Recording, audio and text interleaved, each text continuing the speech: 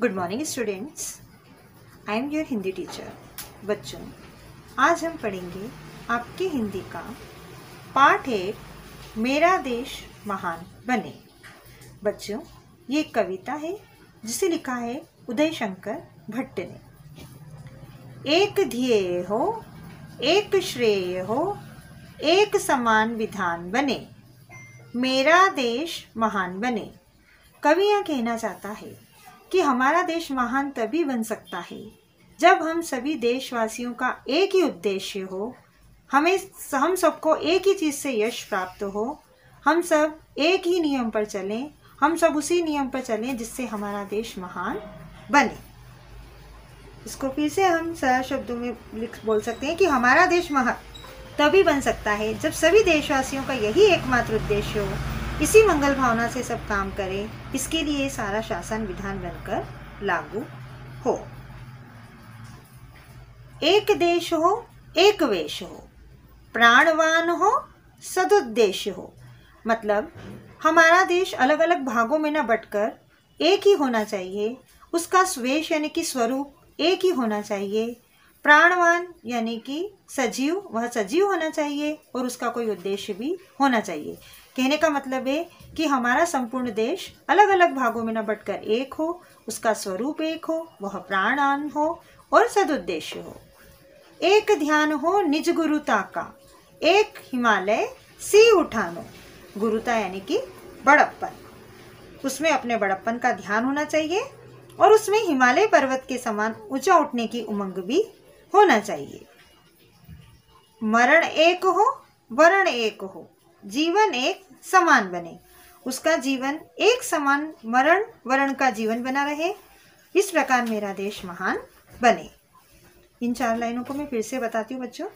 हमारा देश अलग अलग भागों में बटा हुआ होकर एक हो, उसका स्वरूप एक हो, वह सजीव और शक्तिशाली हो, उसका सदुद्देश्य हो, उसमें अपने बड़प्पन का ध्यान हो, उसमें हिमालय पर्वत के समान ऊंचा उठने की उमंग हो, उसका जीवन एक समान मरण वरण का जीवन बना रहे, इस प्रकार मेरा देश महान बने।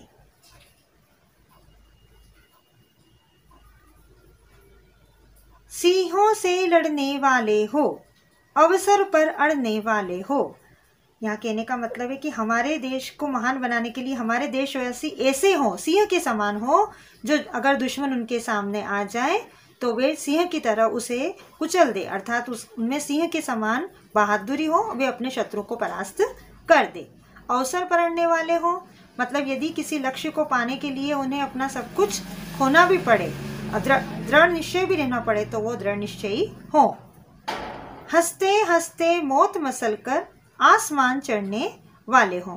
यदि अपने लक्ष्य में उन्हें मौत भी गले लगाने पड़े तो वे हंसते हंसते देश के लिए मर मिट जाए और इस प्रकार से वे अपने देश को आसमान की ऊंचाइयों पर ले जाए। वज्र बने दुश्मन को, प्रिय को फूलों की मुस्कान बने, मेरा देश महान बने। वे दुश्मनों के लिए वज्र के समान बन जाए और देश के लिए फूलों की मुस्कान की तरह बन जाए, इस प्रकार से मेरा देश महान बने। इन लाइनों को मैं फिर से रिपीट कर रही हूँ बच्चों। अपने देश को महान बनाने के लिए देशवासियों को चाहिए कि वे सिंहों के से लड़ने वाले हों और वे आवश्यकता अनुसार अपने संकल्प को पूरा करने के लिए अड़ने वाले हों। वे खुशी खुशी मौत को मात देकर अपने आसमानी उत्साह से आगे बढ़ने वाले हों, इस प्रकार वे अपने शत्रु के लिए वज्र बनकर अपने प्रिय देश के लिए फूलों की तरह मुस्कुराते रहें। ऐसे ही अद्भुत वीरों से मेरा देश महान बने। उठे देश के लिए उठे हम, जिए देश के लिए जिए हम। यहाँ पर कवि ये कहना चाहता है कि यदि हम उठें तो अपने देश के लिए, आगे बढ़े तो अपने देश के लिए, और यदि हम जिए तो भी सिर्फ अपने देश के लिए। गले देश के लिए गले हम, मरे देश के लिए मरे हम। यदि हम गले तो भी सिर्फ अपने देश के लिए और यदि हम मरे तो भी सिर्फ अपने देश के लिए। तन में मन में यही ध्यान हो, भारत महिमावान बने, मेरा देश महान बने। हमारे तन मन में इस प्रकार का ध्यान हमेशा बना रहे कि किसी भी कीमत पर हमारा देश भारत महिमावान बना रहे, इस प्रकार हमारा देश महान बने। इन लाइनों को मैं फिर से रिपीट कर रही हूँ बच्चों कि हम यदि जिए तो केवल अपने देश हित के लिए ही जिए, हम गलें तो केवल अपने देश हित के लिए ही गलें, हम मरें तो केवल अपने देश हित के लिए मरें। हमारे तन मन में इस प्रकार का ध्यान हमेशा रहना चाहिए कि किसी भी कीमत पर हमारा देश भारत महिमावान बना रहे, इस प्रकार हमारा देश महान बने।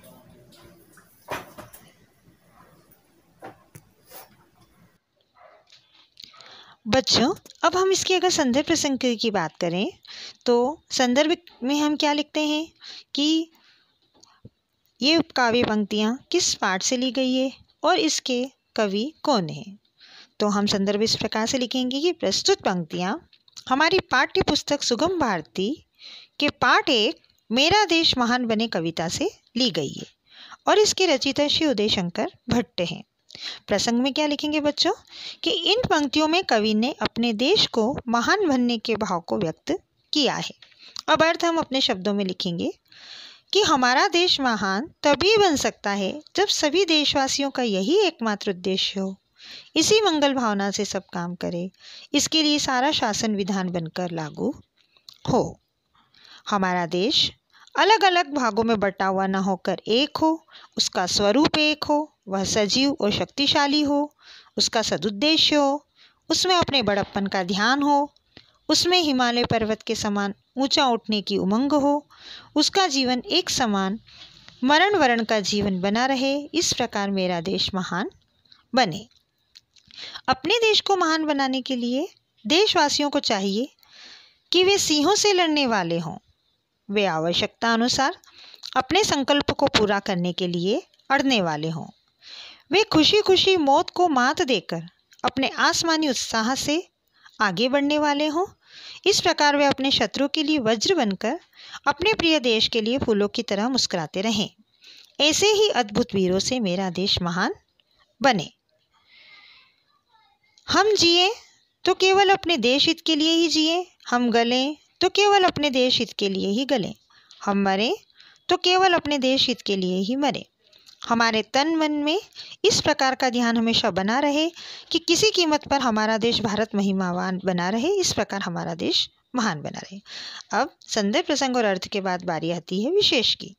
विशेष में सबसे पहले तो ये पूरी ही कविता सरल भाषा में है, इसलिए हम यहाँ लिख सकते हैं कि भाषा सरल है। दूसरे पॉइंट में हम लिख सकते हैं भारत देश को महान बनाने के लिए सच्ची देशभक्ति को आवश्यक बताया है। इस प्रकार से बच्चों आपका ये लेसन कंप्लीट हुआ और मैं साथ में ही इसके आपको क्वेश्चन आंसर और बैक एक्सरसाइज की PDF फाइल भी भेज रही हूँ, जिसे आप कंप्लीट कर लेना। ओके बच्चों, गुड बाय।